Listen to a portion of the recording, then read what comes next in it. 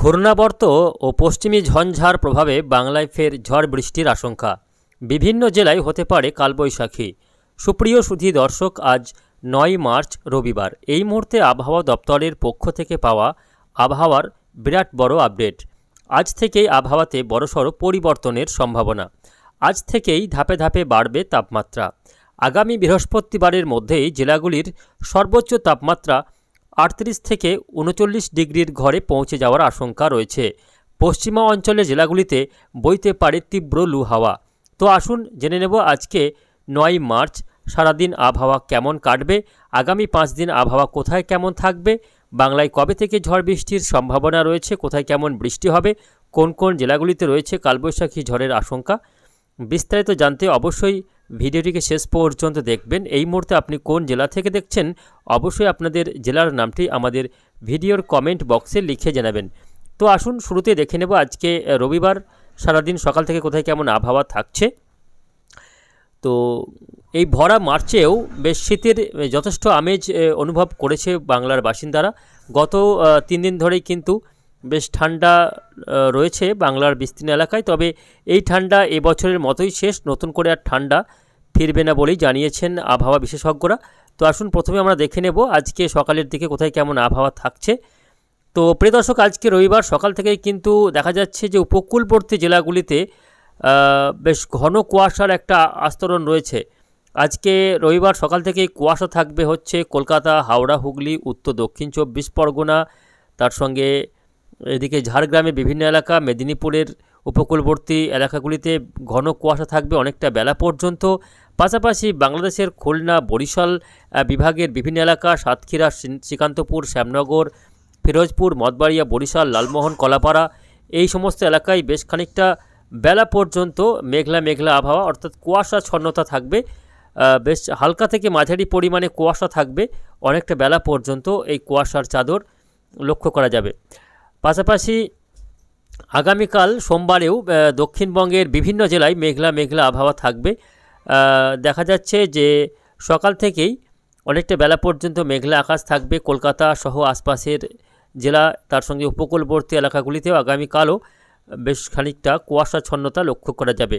তবে দক্ষিণবঙ্গের বাকি জেলাগুলির আকাশ পরিষ্কারই থাকবে এবং উপকূলবর্তী জেলাগুলিতেও অনেকটা বেলা পর্যন্ত কুয়াশা থাকলেও তারপর আকাশ পরিষ্কার হয়ে যাবে। এরই মধ্যে আজ এবং আগামীকাল এই দুদিন বৃষ্টির কোথাও কোনো সম্ভাবনা দেখা যাচ্ছে না। তবে বৃষ্টি এরই মধ্যে রয়েছে, দক্ষিণবঙ্গে নেই, তবে উত্তরবঙ্গের জেলাগুলিতে খানিকটা বৃষ্টি রয়েছে। আজকে রবিবার দেখা যাচ্ছে যে উত্তরবঙ্গের শুধুমাত্র পাহাড়ি এলাকাগুলিতে, দার্জিলিং এবং কালিম্পংয়ের কোথাও কোথাও হালকা বৃষ্টি এবং তার সঙ্গে তুষারপাতের একটা সম্ভাবনা দেখা যাচ্ছে। তার প্রধান কারণ হচ্ছে পশ্চিমী ঝঞ্ঝা। এই মুহূর্তে দেখা যাচ্ছে যে একটা পশ্চিমী ঝঞ্ঝা এখনও পাহাড়ের উপরে প্রভাব দেখাচ্ছে, যার কারণে দার্জিলিং, কালিম্পং, নেপালের পাহাড়ি এলাকা, এদিকে ভুটানের বিভিন্ন এলাকাতে আজকে রবিবার দুপুরের পরবর্তী সময়ে বৃষ্টির সঙ্গে তুষারপাতের সম্ভাবনা থাকছে। তবে বাংলা, এদিকে পশ্চিমবঙ্গ, বাংলাদেশ, মেঘালয়, আসাম, ত্রিপুরা, মিজোরাম, মণিপুর এই সমস্ত এলাকাতে আকাশ পরিষ্কারই থাকবে এবং বৃষ্টির তেমন কোনো সম্ভাবনা দেখা যাচ্ছে না। অর্থাৎ পশ্চিমবঙ্গের পাহাড়ি এলাকা ছাড়া আর কোথাও বৃষ্টি আপাতত আজকে এবং আগামীকাল দেখা যাচ্ছে না। এইদিকে এরই মধ্যে বঙ্গোপসাগরের ঘূর্ণাবর্ত সেটা এবার ধীরে ধীরে বেশ খানিকটা সক্রিয় হয়ে উঠেছে, যার কারণে কি হচ্ছে না, আজ থেকেই যেটা বলছিলাম যে আবহাওয়াতে বড়সড় পরিবর্তন, সেই পরিবর্তনের যেটা প্রধান কারণ সেটা হচ্ছে এই বঙ্গোপসাগরে ঘূর্ণাবর্ত, যেটা আজ থেকেই বেশ খানিকটা সক্রিয় হওয়ার কারণে বঙ্গোপসাগর থেকে প্রচুর পরিমাণে আর্দ্রতাপূর্ণ বাতাস, অর্থাৎ আর্দ্রতা সেটা ঢুকতে থাকছে উপকূলবর্তী এলাকা হয়ে। অর্থাৎ দক্ষিণা বাতাস বইবে আজকে দক্ষিণবঙ্গের উপকূলবর্তী জেলাগুলির উপর দিয়ে। এর ফলে বাতাসে আপেক্ষিক আর্দ্রতার মাত্রা বাড়বে। বাতাসে আপেক্ষিক আর্দ্রতার মাত্রা বাড়া মানে হচ্ছে যে তাপমাত্রাকে বাড়িয়ে দেওয়া এবং তার সঙ্গে একটা আর্দ্রতাজনিত অস্বস্তি বোধ হওয়া। অর্থাৎ আজ থেকে অস্বস্তি বোধ হবে, তাপমাত্রা বাড়বে এবং কুয়াশার জন্ম হবে উপকূলবর্তী এলাকাগুলিতে। এটা হচ্ছে এই ঘূর্ণাবর্তের প্রভাব। এর পরে কি হবে না, বজ্রগর্ভ মেঘও তৈরি হবে এবং সেখান থেকে ঝড় বৃষ্টির সম্ভাবনা থাকছে। তো কবে থেকে বৃষ্টি হবে অবশ্যই জানাবো, তবে তার আগে দেখে নেব তাপমাত্রার আপডেটটা। তাপমাত্রা আজকে বিভিন্ন জেলায় 1 ডিগ্রি কোথাও 2 ডিগ্রি পর্যন্ত বাড়ার সম্ভাবনা থাকছে। গতকাল হাওড়া জেলাতে সব থেকে বেশি তাপমাত্রা রেকর্ড হয়েছিল 35.2 ডিগ্রি সেলসিয়াস। বাকি জেলাগুলিতে 33 ডিগ্রি সেলসিয়াসের মধ্যেই তাপমাত্রা ঘোরাফেরা করেছে। তবে আজকে কোথায় কেমন তাপমাত্রা থাকবে জানাবো। প্রথমে একটু আপনাদের গতকালের তাপমাত্রার আপডেটটা জানিয়ে দিই, তারপর আমরা আজকের আপডেটে আপনাদেরকে নিয়ে যাব। তো সুধী দর্শক, গতকাল আসানসোলে সর্বোচ্চ তাপমাত্রা রেকর্ড হয়েছিল 33.2 ডিগ্রি। এদিকে অশোকনগরে 30.6 ডিগ্রি সেলসিয়াস সর্বোচ্চ তাপমাত্রা দেখা গিয়েছিল। বাঁকুড়াতে গতকাল 34.9 ডিগ্রি সেলসিয়াস তাপমাত্রা ছিল। বর্ধমানে 34.9 ডিগ্রি। এদিকে ডায়মন্ড হারবারে 31.5 ডিগ্রি, দীঘাতে 32.6, আলিপুরে গতকাল সর্বোচ্চ তাপমাত্রা দেখা গিয়েছিল 31 ডিগ্রি সেলসিয়াস। দমদমে 33 ডিগ্রি সেলসিয়াস সর্বোচ্চ তাপমাত্রা ছিল। পাশাপাশি যেটা বলছিলাম, হাওড়াতে গতকাল 35.2 ডিগ্রি সবথেকে বেশি তাপমাত্রা রেকর্ড হয়েছিল গতকাল হাওড়াতে। সল্ট লেকে 31.9 ডিগ্রি, নদিয়া কৃষ্ণনগরে 32.2 ডিগ্রি, মেদিনীপুরে 33 ডিগ্রি সেলসিয়াস সর্বোচ্চ তাপমাত্রা ছিল। মুর্শিদাবাদে 27.1 ডিগ্রি। আর গতকাল শান্তিনিকেতন বোলপুরে 29.4 ডিগ্রি সেলসিয়াস সর্বোচ্চ তাপমাত্রা এবং শ্রীনিকেতনে 33 ডিগ্রি তাপমাত্রা রেকর্ড হয়েছিল। তবে এই তাপমাত্রা আজকে কোথায় কতটা বাড়বে আসুন আমরা একটু তাপমাত্রা আপডেটটা প্রথমে জানিয়ে দিই।